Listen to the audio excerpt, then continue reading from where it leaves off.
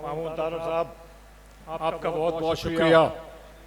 और हाफिजाबाद के अवाम का शानदार इस्तकबाल करने पे बहुत बहुत दिल की गहराइयों से शुक्रिया। आज मैं आपकी खिदमत में उम्मीद की कुछ बातें करना चाहता हूँ, इसीलिए मैं आया हूँ आपके पास। जैसे कि आप सबके सामने है, हमारे लोगों की अक्सरियत मायूसी का शिकार है। लोगों में नाउमीदी पाई जाती है।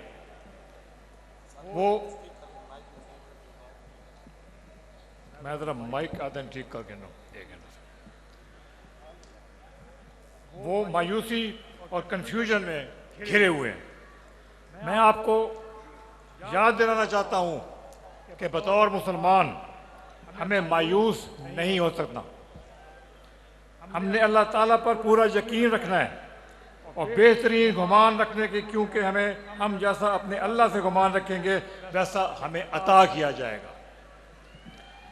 इसलिए आपने उम्मीद का दामन पकड़े रहना है और इंशाअल्लाह हम सब ने मिलके आपके लिए अल्लाह की मदद से बेहतरी लानी है। ये नहीं कि पाकिस्तान में कभी अच्छे काम नहीं हुए। माजी में कई अच्छे काम भी किए गए, लेकिन बहुत से ऐसे काम अधूरे भी रह गए, जिनके ना होने से मुल्की निज़ाम पुख्ता और मुस्तहकम ना हो सका।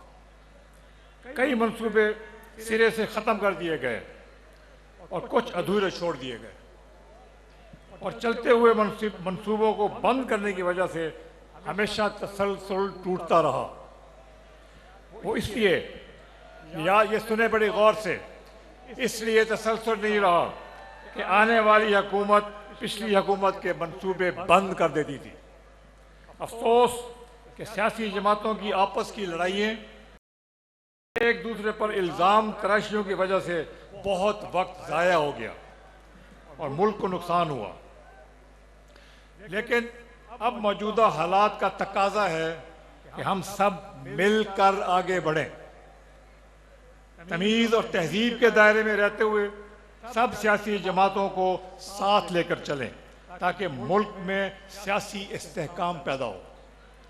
हमने सबके साथ चलना है और ये अहद करना है कि आपस के इख्तलाफात को भुलाकर मुल्की मफाद को सामने रखें। मुल्की मफाद सबसे पहले, सब मिलकर काम करें और पाकिस्तान को सबसे आगे रखा जाए। हमें सुपरस्टार की नहीं बल्कि सुपर सिस्टम की ज़रूरत है। यानी ऐसा कि मैंने पिछली तकरीर में भी कहा था, इस वक्त शख्सियात अहम नहीं है। शख्सियात अहम नहीं है, सबसे अहम है आप अवाम। आप सबसे अहम है और हमारा मुल्क सबसे अहम है। जब सब सियासी जमातें इकट्ठी मिलकर चलेंगी तो हुकूमत में आने जाने से मुल्की तरक्की की रफ्तार कम नहीं होगी। हमें अपनी माशी तरक्की के मंसूबों में तसलसल को यकीनी बनाना है। जाने वाली हुकूमत और फिर आने वाली हुकूमत में ये तय होगा कि जो मंसूबे जारी हैं उनमें रुकावट नहीं आएगी। तरक्की का अमल कभी नहीं रुकना चाहिए। हुकूमतें आती जाती रहेंगी, लेकिन कौम के मफाद का काम जारी रहेंगे इंशाअल्लाह।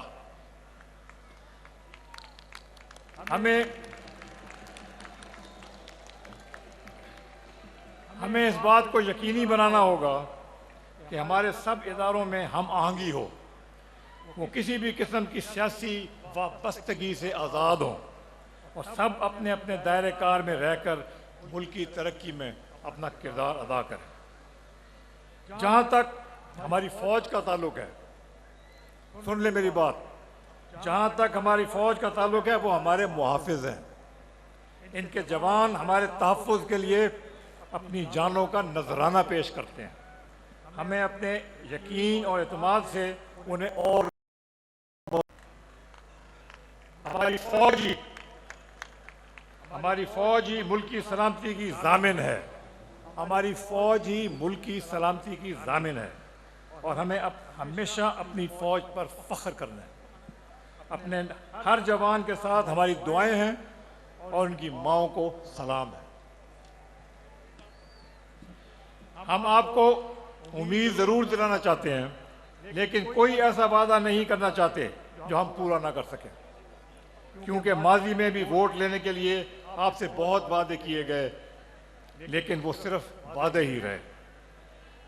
हम आपसे वही वादे करेंगे, हम आपसे वही वादे करेंगे जिन्हें हम अल्लाह की मदद से इंशाअल्लाह ज़रूर पूरा करेंगे।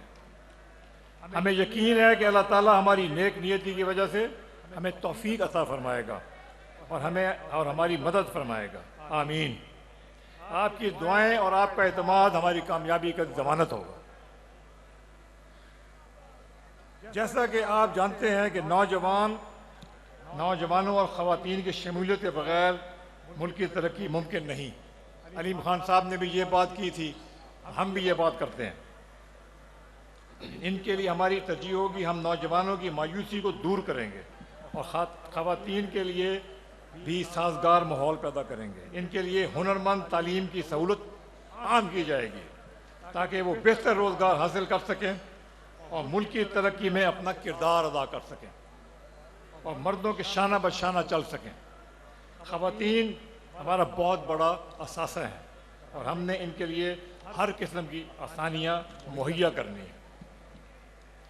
जो नौजवान और ख़वातीन कारोबार करना चाहेंगे, इनके लिए हुकूमती सतह पर आसानियाँ पैदा की जाएंगी। उन्हें रेड टेप का सामना नहीं करना पड़ेगा। बैंक इनको आसान शराइत पर कर्जे दें ताकि कारोबारी सरगर्मियों को फ़रोग़ मिले और लोग कारोबार और मुलाजमत से बेहतर मौके मिलें। सेहत का शोबा, इसमें बहुत काम करने की ज़रूरत है। आवाम के लिए बेहतरीन इलाज मुआलजे को यकीनी बनाया जाएगा। इंशाअल्लाह इनके लिए ऐसा निज़ाम बनाएंगे कि उन्हें मुश्किल वक्त पर कोई परेशानी का सामना न करना पड़े। हम ऐसा माहौल बनाना चाहते हैं कि मुल्क में भरपूर नेशनलिज्म हो, यानी हर तबके के लोग मुल्क की तरक्की में अपना किरदार अदा करें और जज्बे और यकीन के साथ करें।